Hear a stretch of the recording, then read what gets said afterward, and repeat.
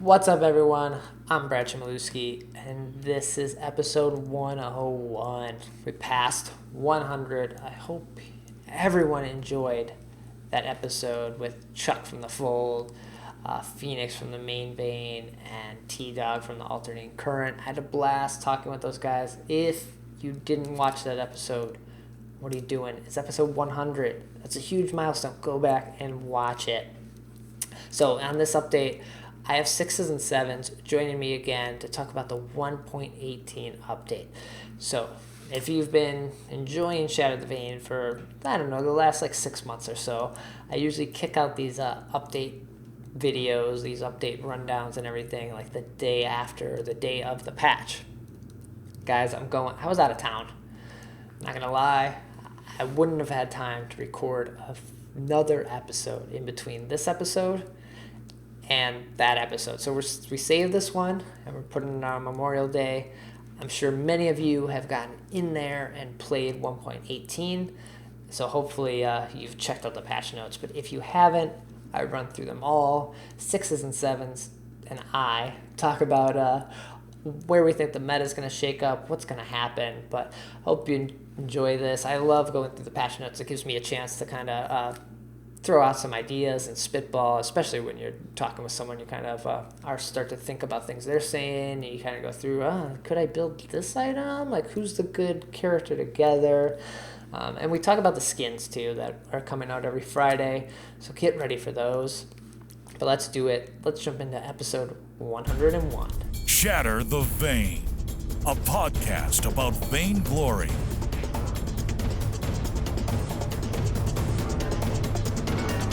This is the 101st episode of Shatter the Vain. My name is Brad Chmielewski, and this is a podcast all about vainglory. In every episode, we're breaking down the news, gameplay, game tips, and hopefully together we can all become better players. And this past week, we had update 1.18 dropped on us by Super Evil Megacorp, and I wanted to run through these changes because there's quite a bit. And I got SixesNSevens joining me again. Welcome. Hey, thanks, Brad. It's always good to be on the show. Yeah, so you're still SixesNSevens, hasn't changed, or still sticking with that? That's correct. That's correct. Yeah, I think so. It's here to stay. I think for the most part. I'll let you know if I decide to change it again. Okay, just so I know when it pops up in my friends list. Who's this? Exactly. So for people who missed maybe the episode you were on when the Wicket Noble transition, you want to give a little introduction of yourself again? Yeah, sure. Yeah, I am the current leader of the MOBA Vainglory community, and we've been having a lot of fun over there, just trying to kind of grow and expand, mainly our competitive scene, because our casual guild is actually becoming quite full.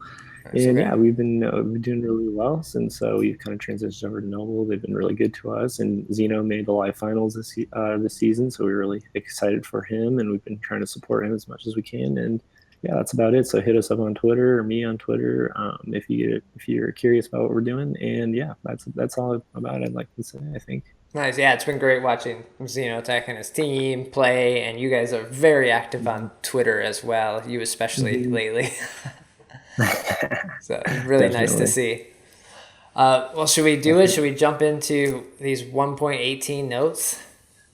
Let's definitely do it. Yeah. Vainglory News.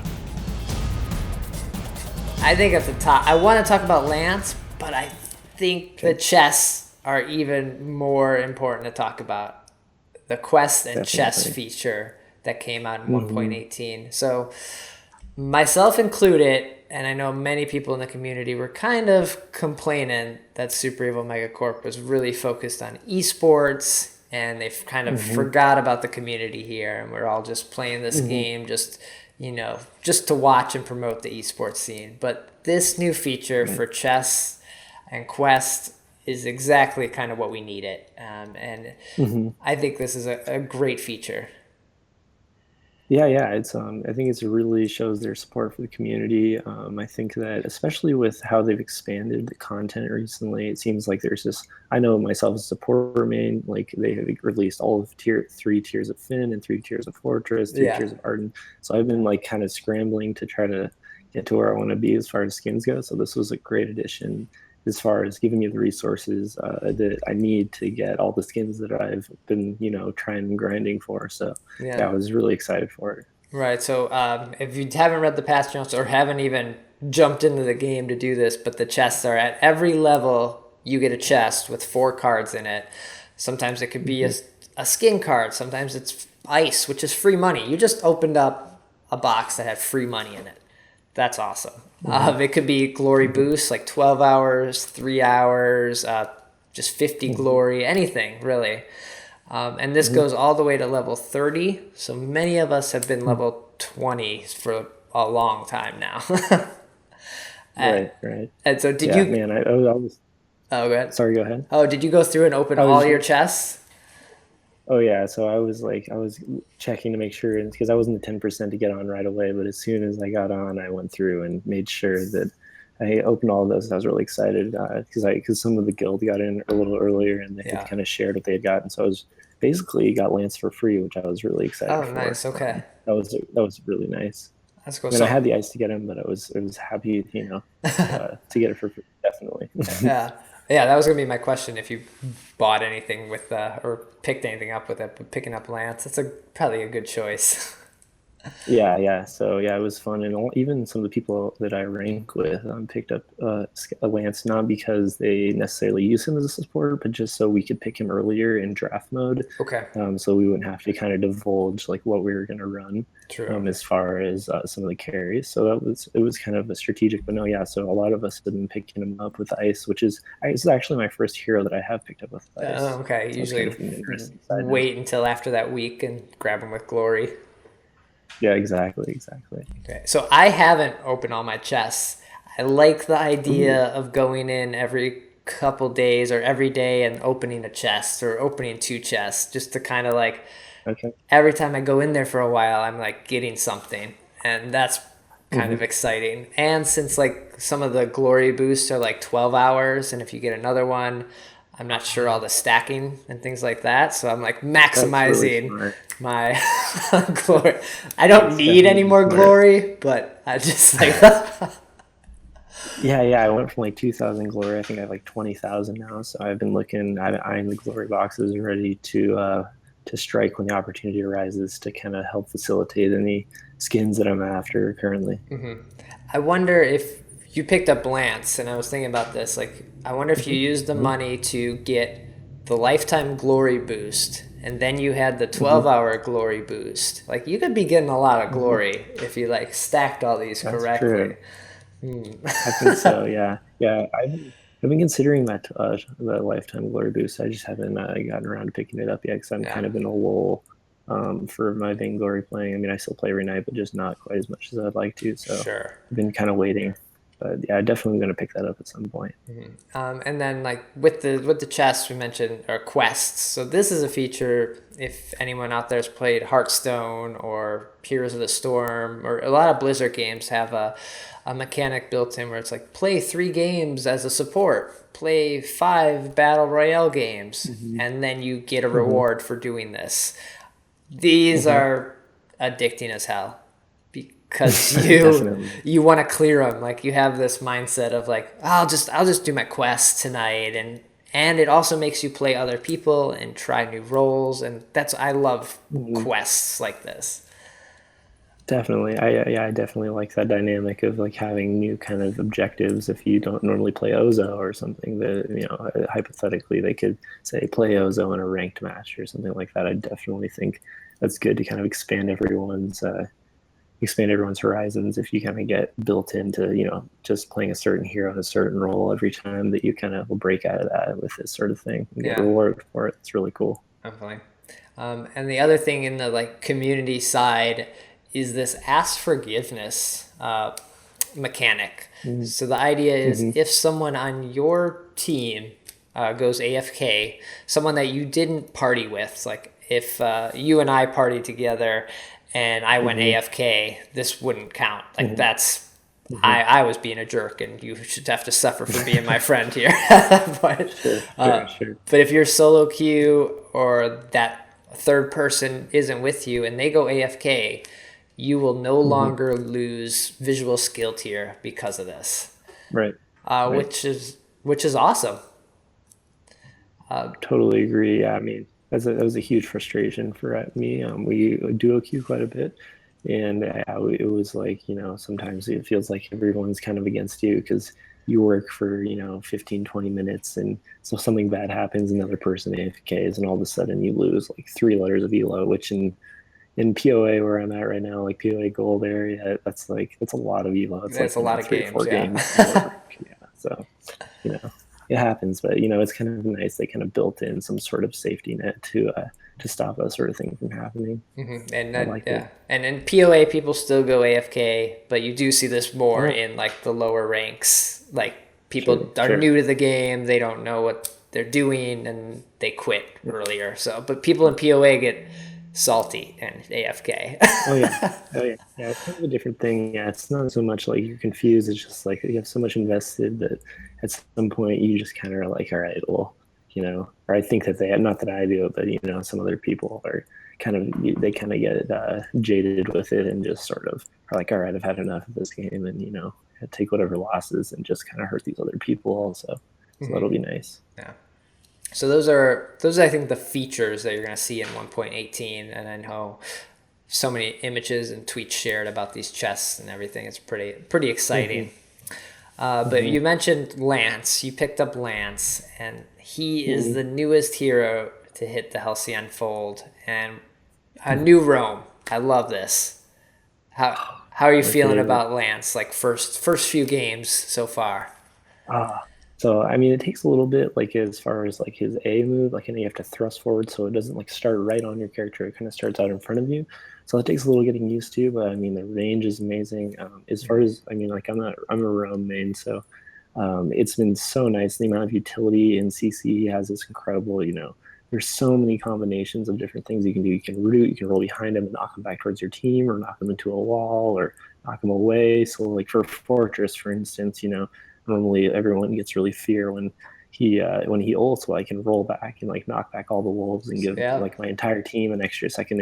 It's been like definitely, it's so fun, especially because there hasn't been all that high, those roams with like a really high skill tier, or like, a lot of like skill, like necessarily, like, how they rate them, like easy, medium, hard. So it's kind of nice to have another roam that takes quite a bit of skill to play, because it makes you feel like you're contributing more, and you just I don't know, it's just been a lot of fun so far. I've been having a lot of fun with it, definitely. Yeah, so let's quickly go through his abilities. I know I talked about them probably in like an earlier episode in the last couple of weeks, but now that he's here, so his A ability is called Impale.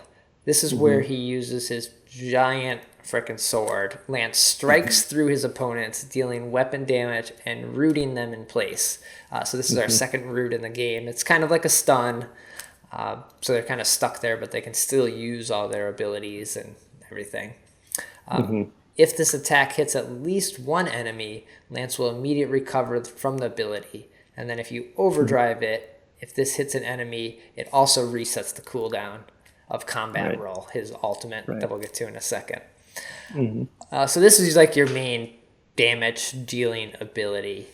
It is slow, I'd say that. And it's kind of like a dual Thunderstrike. That's kind of how I think of it when I'm playing it. Like I miss it sometimes, and sometimes I'm like, yeah, that was perfect. Definitely fun to hit people with, and the lane yanks with this ability because of the root and the distance on it are ridiculous. And the length of the root as well is also super nice. I also know that it's very effective in jungle. I've noticed, like, with a cruel or against a cruel, it allows you to either root someone for a long enough time for your cruel to stick to them in order to get in a smite off, or to re-engage on them, or to disengage. So it's been in jungle too, I know in lane it's been amazing, but just all over it's been the utility has just been amazing so far. I love it. His B ability, I feel like I'm gonna say this wrong, but it's Githian Wall. I think that's right, yeah. Your guess is as good as mine. So passively, when you have this scaled into, Lance strafes around an enemy he has most recently attacked. So this is great in the jungle because he reduces damage from the target by the direction by 50%. So he doesn't take a lot of damage in the jungle when he's tanking the minions and like letting his carry get those last hit kind of thing. So that's sweet right there. I love it. But when it's activated, Lance sweeps opponents away with his pole arm, dealing damage and also stunning them if they collide with a wall or structure. And there are a lot of walls in Vainglory. So, and then afterwards he like holds his shield steadfast, reducing damage that may be coming from him. So this is kind of where the tanky Lance OP-ness comes in, because this dude can take a ton of damage and just walk away, no problem.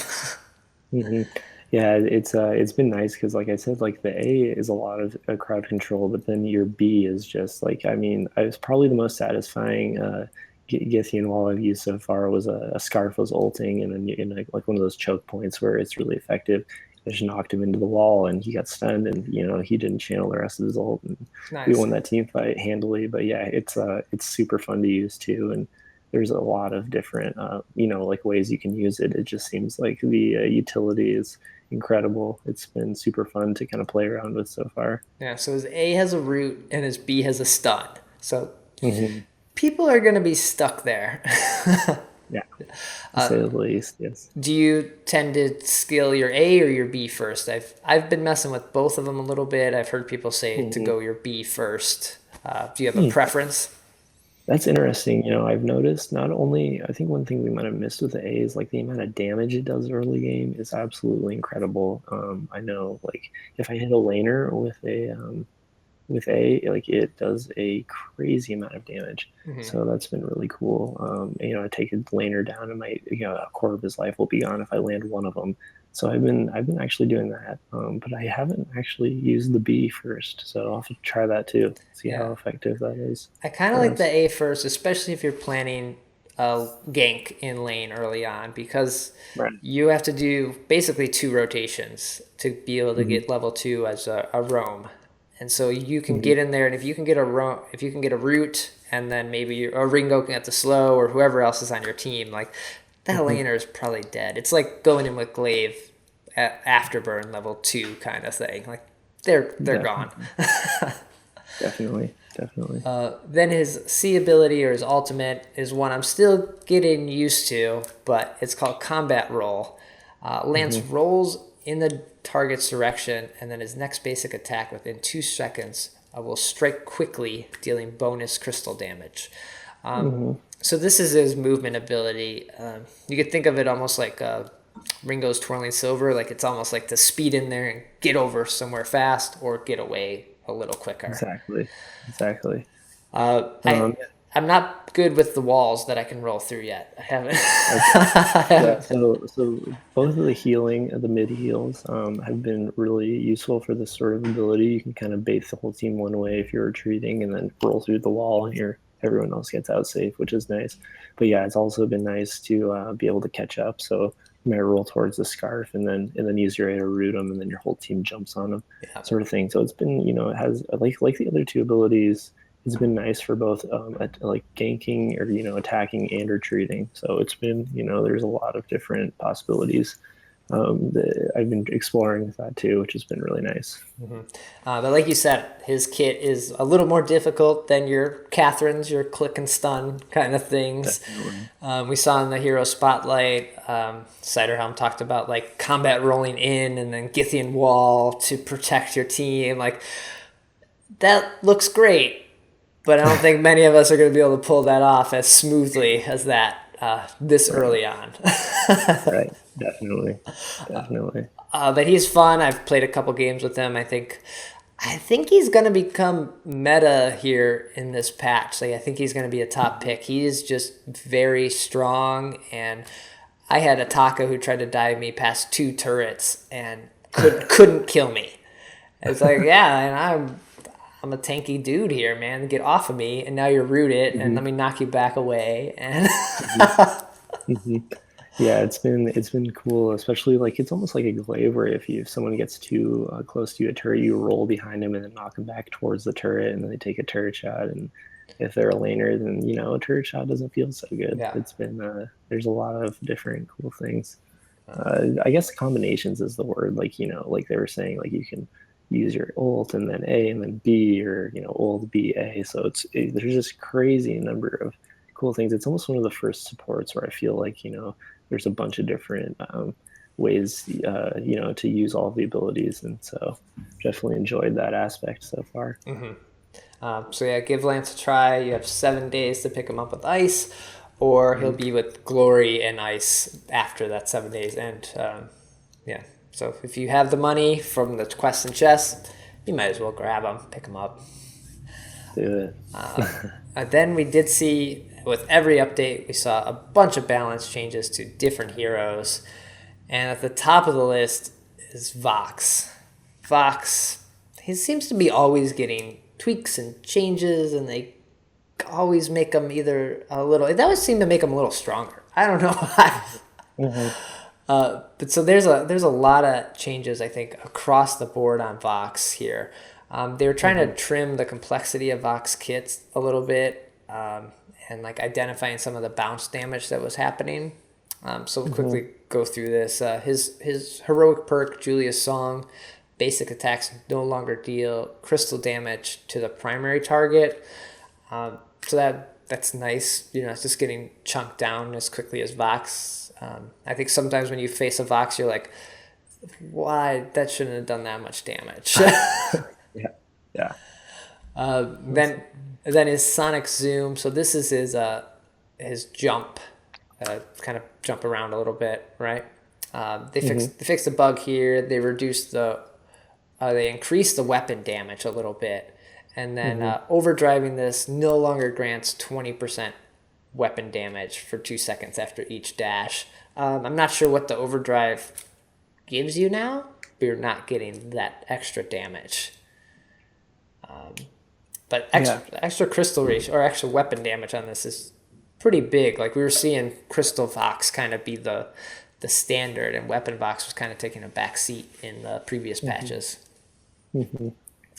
Yeah, I've had the unfortunate experience of going against Dienzio's Crystal Vox in the PvE server while the servers were down. And yeah, he absolutely was just 1v3ing us, basically. He was really just abusing us with it. And I think, you'll get to it, I think, but the resonance bounce range and his auto attack ranges increases have been absolutely enormous for making him a complete monster. Yeah, I missed that at the beginning. His auto attack range is up 0.5. So Vox has notably been having the smallest auto attack range for a range carry, and Lance has the longest for a melee carry or melee character. So increasing it 0.5 is quite a bit. Like that was always Vox's thing. Like a Ringo could punish him because he had to get up in there. But man, that's kind of nuts. But yeah, the pulse, the cooldown for this has been reduced at all levels. The energy cost is down. The resonant bounce is up. The speed of the projectiles is up, so you can't like outrun it now. Like sometimes you could see it and kind of step away from it. Really? Like, and you can't reflex block resonance from bouncing that. Like what? They just basically made Pulse awesome. Like, and then the cooldown, which for Wait For It is ultimate, I have always felt like was so short. Like this thing is up in every fight, sometimes twice. And they reduced this at early levels as well. Like again, yes. So what? Like, why? Any thoughts here?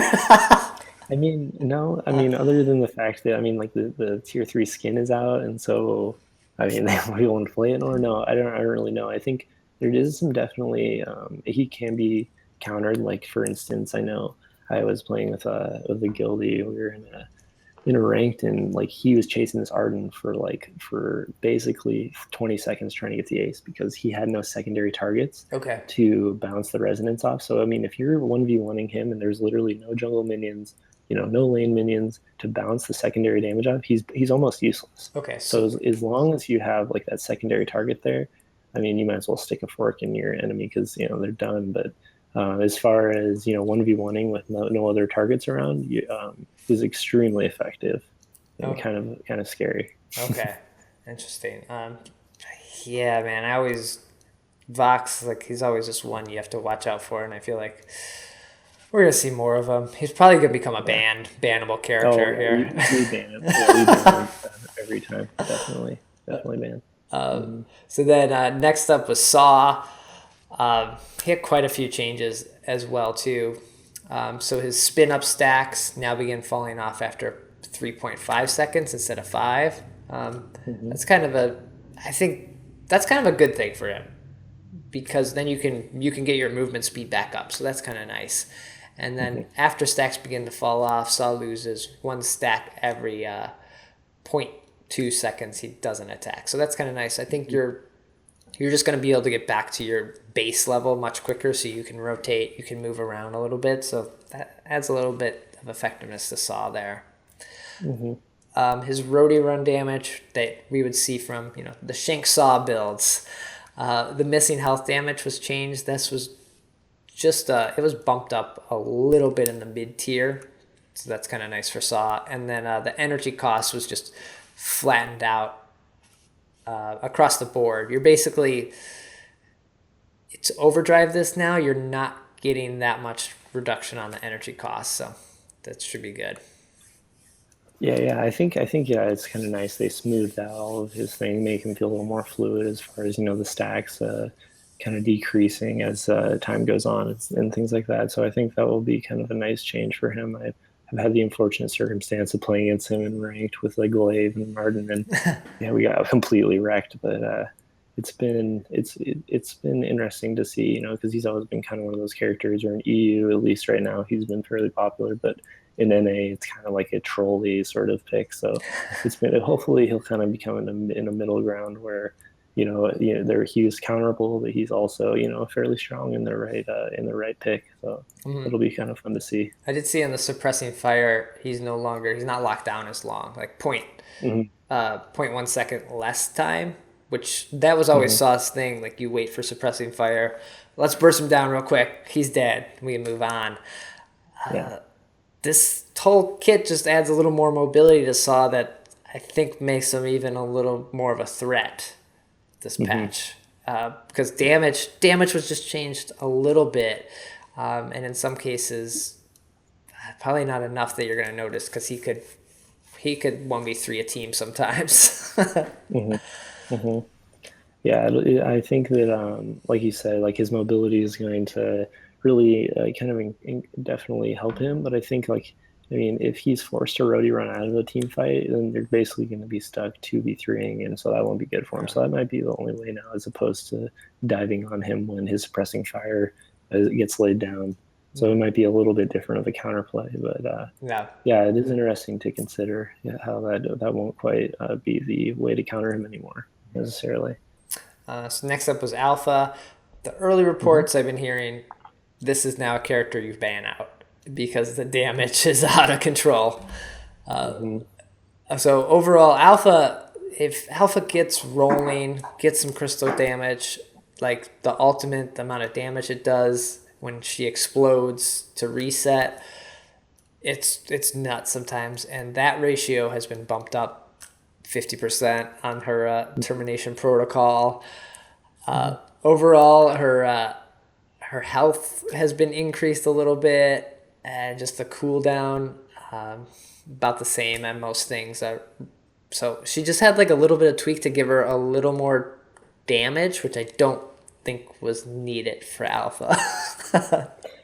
Yeah, it's interesting because last patch she was definitely strong, and like I came up against some CP alphas that were just impossible to kill, and I got a player yesterday in casual, and we actually went up against the mirror comp, so I was playing a CP Alpha too. Okay. And I agree with you that it didn't seem like it was necessary, but I mean, at the same time, she wasn't really picked all that often. No. So I think that it will be kind of at least interesting to see during this patch, how much people kind of take to her changes, or realize in some picks that she might not be the best call.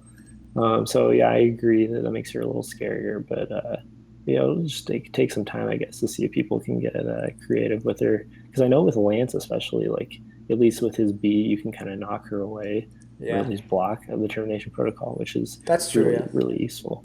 But I mean, you're right that it seems like interesting changes to someone that seemed very strong. And then next up was Glaive. Glaive was a pretty much number one pick, I think, in 1.17. You either banned him out, or you might as well grab him because someone on your team will want to play him. So he was a little too strong, and overall they kind of reduced some of those damages a little bit. His afterburn damage, the crystal ratio, or crystal damage has been reduced a little bit, because we were seeing these. I was starting to see these crystal glaives starting to pop into gameplay a little bit, which didn't make a lot of sense at first, but then once you realize, afterburn is up all the time, and they did 400 damage if it was overdriven plus a crystal ratio, like, all right, that's kind of nuts. Right. So that was reduced a little bit. Yeah, so I think that's been a good change, because I mean, definitely he was like, if nothing else, the support will play him just so the enemy team doesn't have him. Yeah. But I've seen him definitely still, because they also, I mean, we'll get to it, but they nerfed Black Feather as well. So it seems like in lane that Glaive's still almost better. He did get nerfed definitely, but it seems like at least in all the ranked games I've played so far that he's kind of been still the kind of go-to sort of weapon power laner. Or I mean, it's nice because he's a flex pick, and he can play jungle, lane, depending on what your enemy drafts against you. So I mean, just that flexibility makes him extremely useful to pick up. So I think we'll still see him around here. Adagio, that dude, I hate that guy. I would ban him out. That was my number one ban in 1.17. He's annoying. His range, his slows, his heals. So they've reduced a little bit of the crystal damage on his Agent of Wrath, and the damage to targets on Arcade Fire or Archean Fire is up a little bit. So a little bit of a reduction, and I think it might help just a touch from those Adagios that you just knock you 3 times in lane, and you're like behind your turret, and you're like, this doesn't make any sense. Yeah, he's definitely scary with that. With just the auto attack range, man. If he's buffed and you're on fire, with his auto attack range, you're probably dead. Because he can just chase you down and keep stutter stepping you into the ground. Yeah. So yeah, I know that will be. It doesn't seem like, I mean, I played with him and against him this patch, and it doesn't seem like much has changed. He still seems really bannable, but maybe just not quite so much with some of the other changes that other heroes seem to look like pretty strong now. So he's kind of taken not a backseat necessarily, but yeah, he's definitely still, like you said, it's so frustrating to play against. But yeah, I think there's other heroes that are probably more bannable worthy if you're playing draft mode now. And Rona, I think, is the next one that we're going to see a lot of bans with. I heard people saying she was very effective, Crystal Rona, in 1.17, and just not enough people were playing her yet, or not enough people took the plunge to trust that the Crystal Rona could do it. And now Crystal Rona, I'm seeing screenshots of 13 and 3 and 20s, and it's like, oh my gosh, this is not good. We went from Rona potato to just OP-ness. Yeah, I know we saw Crystal Rona in a dev stream, and NivMed, I think, was like, oh my god, you guys, everyone's gonna be taking notes on this, because it was crazy strong. So that was kind of fun to see. So she didn't get any changes to her crystal ratio or anything from this, but really her cooldown was reduced on Into the Fray, and she's going to get more health generated Right. from that. And then her red mist, she's going to get a little more health from that too, some a little more fortified. So she's a little tankier when she goes in, Right. which makes sense for Crystal Rona, because the whole idea, you're almost an assassin at that point. You go in, you jump in, and you just melt someone, and you're kind of tanky now. So that's not good for an assassin to be tanky and burst people down. Yeah, definitely. I think that it will be. I don't know. I think that the weapon power, I think that will help a lot because you have to stick around. But as far as Crystal around, like you said, you get in and you do as much damage as you can. But everyone automatically turns their focus to you. So it will.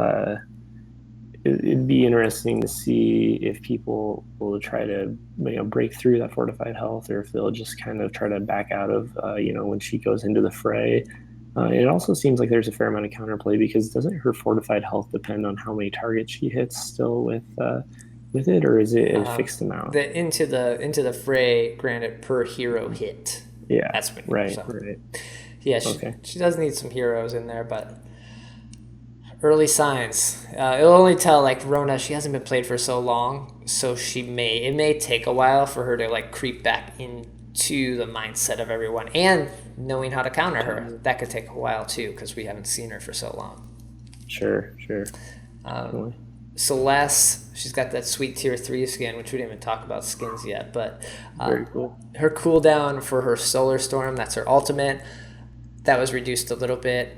It did. I think it needed this at levels 1 and 2. It did feel like this thing is never up, and if you missed it, you felt like and if you clicked the wrong way and shot it, you were like, I don't have this forever. So I think this is just a quality of life change to Celeste that just will make her a little better right now.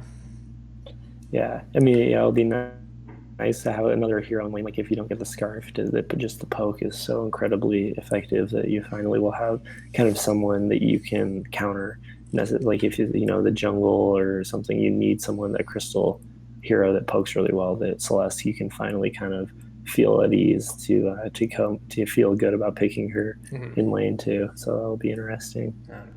And then Fortress, he was a pretty top support pick, weapon carry, crystal carry. Like he was just a good pick all around. And he had a little bit of a reduction here, especially early levels. His Law of the Claw, the bleed damage, is down from 20 plus 15 to 10 plus 15, so that's nice. And then the base damage was reduced late game. Like early game, it's up slightly, which that was always his problem, right? His early game, he would just melt people down. And his Truth of the Tooth can now bite turrets. So I like that, because I was always kind of like, when you're taking turrets, you're like, I can't really help here. Like, I should just go do something else, guys. That'll be nice. You can finally target them. I mean, if you didn't have a Storm Guard, you're basically, you bleed the turret, but that's about it. So that'll be nice for pushing lane. When you get that ace. I think these changes on Fortress, I'm gonna have to wait and see how they shake out. He may still be a pretty solid pick, but maybe not as strong now. But I think the turret, Truth of the Tooth thing on turrets may be a thing you don't realize right away, and then once you have it, you're like, oh yeah, we can take these much faster. So, sure. Nice. Yeah, I know, especially against like Sky, like we always, Sky has been pretty much uncounterable to date, and so but Fortress counters her pretty well because he sticks and makes his allies stick so well. So that will be that's been really nice. I like the changes, and I think he has a time and a place, and hopefully it'll stay like that. In some instances, like everyone else, he'll shine, and others he won't be so good. Okay. So and then Jewel, we had that like weird armor change to her in the last patch, which I don't think I ever got my head around because I didn't play enough Jewel in 1.17. Sure. But in this update, they're kind of fixing that a little bit, so it's a little more clear. You're not just gonna die if you turn away. Like it was almost like if you're playing Jewel, just fight all the time. Like player like Saw. Like, we just got to go in, guys. If I stay attacking, I have this shield going on. But they gave her a little bit of a front or a back shielding now, so it's the base armor and shield is up from 0 to 50 to 20 to 60, so you have a little bit of that in the early game, so that's going to be nice.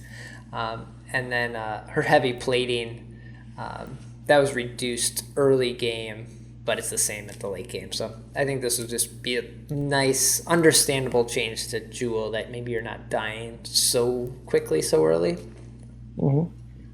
Yeah, I liked what they did last patch, because it seemed like people kind of forgot, what her heroic perk might have done, and so I think that kind of bringing that back to make her more viable was a good change. Yeah, and I liked what Zekin said. It seemed like she was kind of feast or famine, so hopefully now she'll be a little bit more even keel, and it'll be a little bit more conservative as far as picking her in lane or jungle or wherever you decide that she might be a good pick. Kestrel had a small change. One shot, one kill. Can now deal full damage to jungle bosses. So that's Kraken, Gold Miner, Minion Miner, those kind of big monsters. So I think this is good. You're going to probably see more Kestrel Kraken steals. That's just what this means, I think. We went against Xeno in rank Q, and it was a double weapon. He was Ringo, and they had a weapon Kestrel too, and he nearly sniped it from us. He had no vision. I flared to make sure they didn't have vision on it, but he ulted anyways, and he was incredibly close to stealing it, just a blind. So nice. That was pretty cool. It's a big change. It seems very noticeable. Nice, very cool.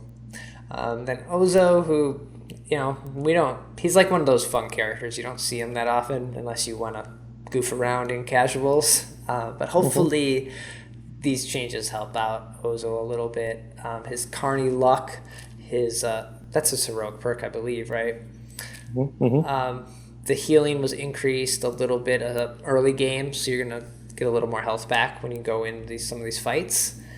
His 3-ring Circus, the base damage on all 3 hits has been increased at all levels. So this is nice, because I know clearing camps with the Ozo early game was always kind of like, this is taking forever, guys. Like, I'm not doing anything.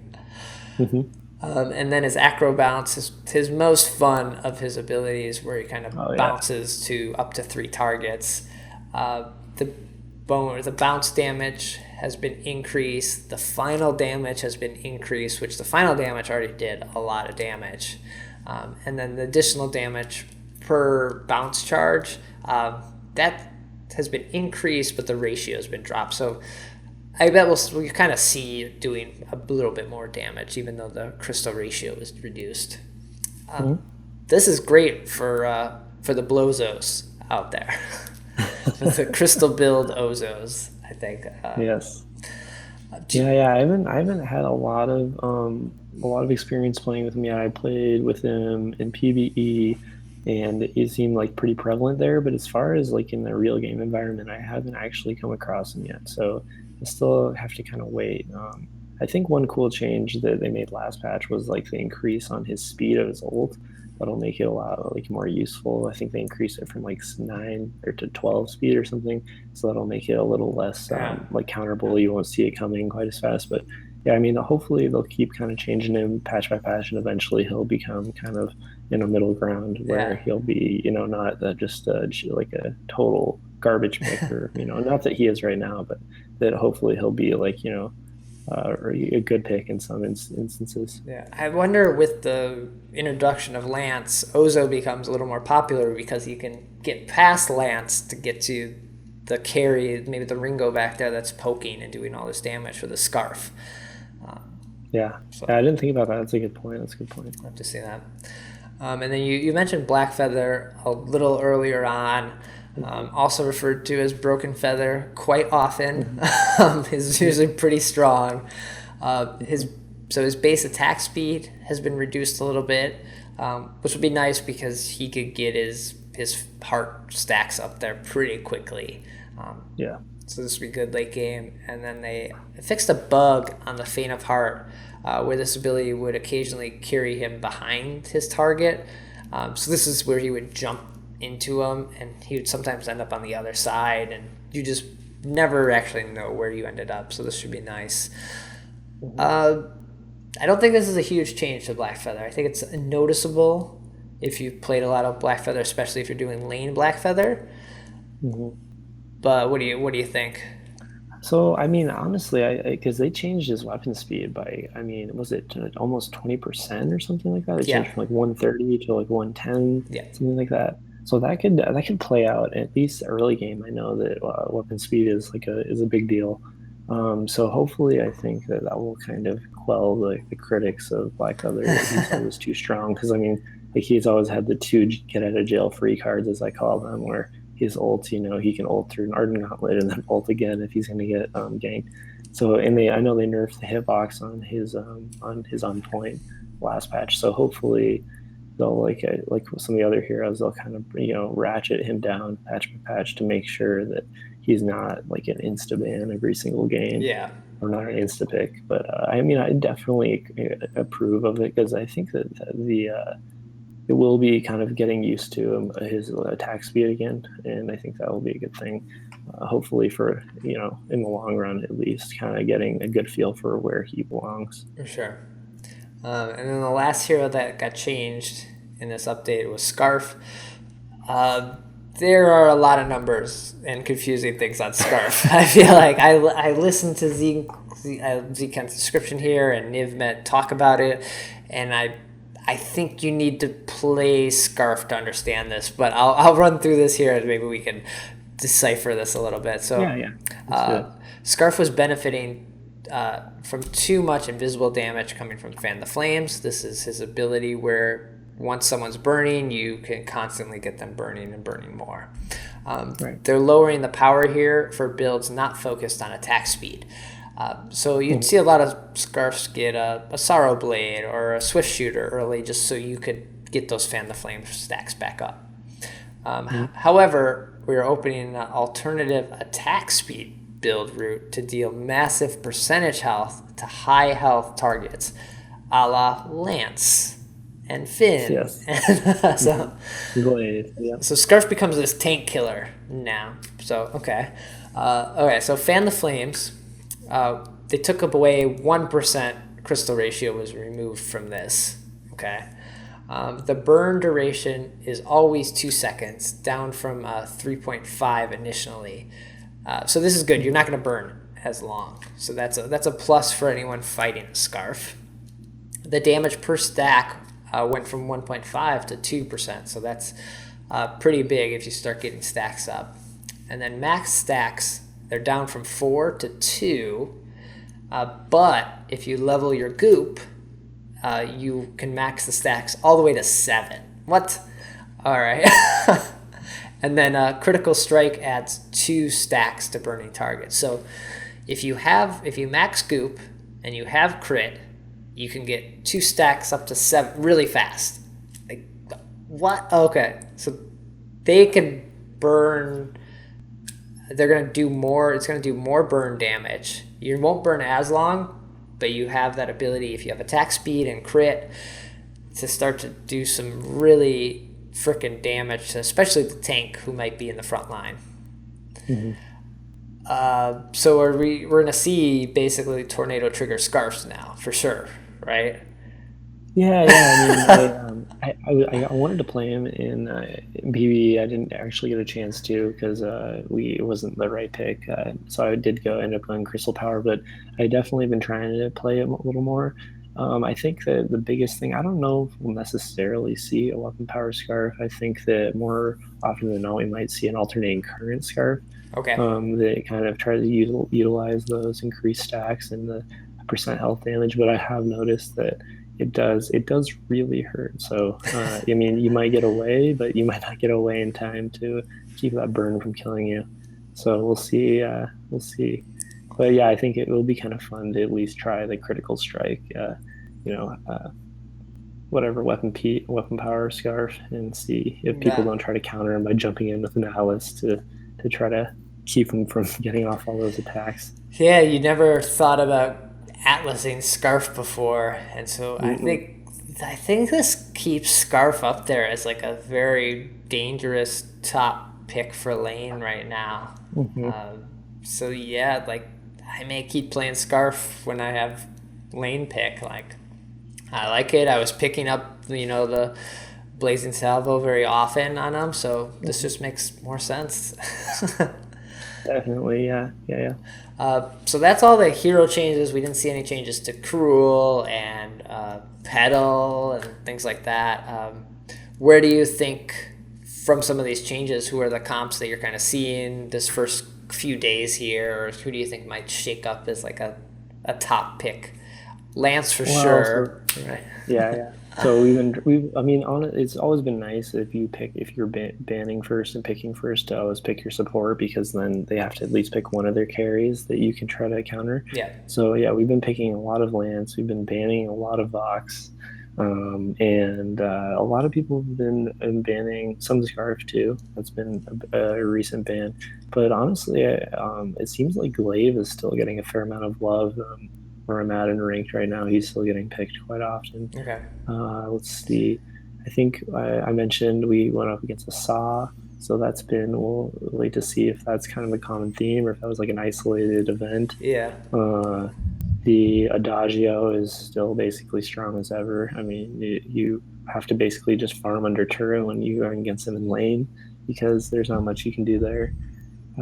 So yeah, I think that's about it. I think, yeah, so probably, Vox, Scarf, Adagio right now in lane. Who do you like as a support main? Like we got Lance. Mm-hmm. Who's the other support now? Is it Fortress? Is it Finn? Because we didn't see any Finn changes, and Finn's been pretty solid of a pick. And he's got the hook, so he might be able to grab somebody from the back line, and then Lance can't help him out. So definitely, Fortress, Finn, and Lance. I think we'll see a lot of.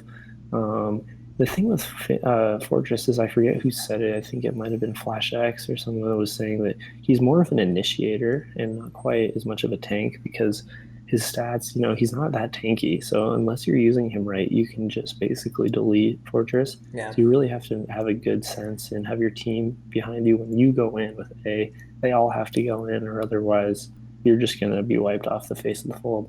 Right. So I really think, Arden, Finn, Fortress, and Lance are kind of the main go-to support picks right now. My heart goes out to Catherine. I know. Poor girl. They're going to buffer, and then she's going to be too strong again. No, definitely what happened. But that's pretty much all the changes. I know I'm very excited for this Celeste Tier 3 skin. I mentioned that's coming towards the middle of the patch. So we got June 3rd, which is week 2 of the patch, actually. So the skins are being released every Friday, which is a neat take on them. It's kind of nice to know when they're coming. So I like that. I appreciate the transparency there. Super Evil. But yeah, not having them right away is kind of a bummer too, but also all right, I'll get Sky now, and then I'll save up for Celeste, and then I'll wait till Sky Tier 3 kind of thing. Yeah, I'm excited to see that Celeste skin, kind of see the Sky, because I know people have been dying for Sky. I really like Sky Tier 2. I mean, I don't personally play Sky, but I really can't wait to kind of see Sky Tier 2 around. I really liked that skin. In the Black Feather, I've been kind of waiting to see if it's going to be strong enough, because I really want to buy it with ice. I don't want to buy it and then not be able to play it. So we'll see how that goes also. Nice. Very cool. Thank you for running all these down. I know they sometimes take a while. I would recommend anyone that hasn't read the patch notes, go read them. There's so many changes, especially at least look at the heroes you like to play and see how they got changed and adjusted, and know what you need to do to, make those adjustments as well. Most definitely. Well, where can people get in touch with you, find you, Twitter, all that good stuff? Yeah. So Twitter, SixesNSevens, and Noble Vainglory. Come check us out if you're interested in joining. And yeah, that's basically where you can find us, or in game. If you see one of us, so we'd hop into casual or battle royale or what have you, we'd be more than happy to play with you. Nice. So that's it. And you can find Shatter the Vain on Twitter as well, at Shatter the Vain. Website, shatterthevain.com. All the episodes get posted there. Links to iTunes, Stitcher, the video version on YouTube as well. So go over there, check it out, and listen and watch whatever way you like. But that was the 1.18 rundown episode. Breaking those 100 episodes. We passed 100. This is 101. Yeah. Whew, big milestone. Congratulations. Thanks. Seriously, that's amazing. I mean, I can't think of anyone with like more dedication. So that's really cool that you stuck with it that long, and hopefully we'll make it to 1,000. 1,000! Oh my god, I gotta get to 200 first. We'll make it there, and then we'll see what happens. But I'll be back with another episode next week. Hope everyone enjoyed their weekend and is having fun on the fold. Take care. Shatter the Vain.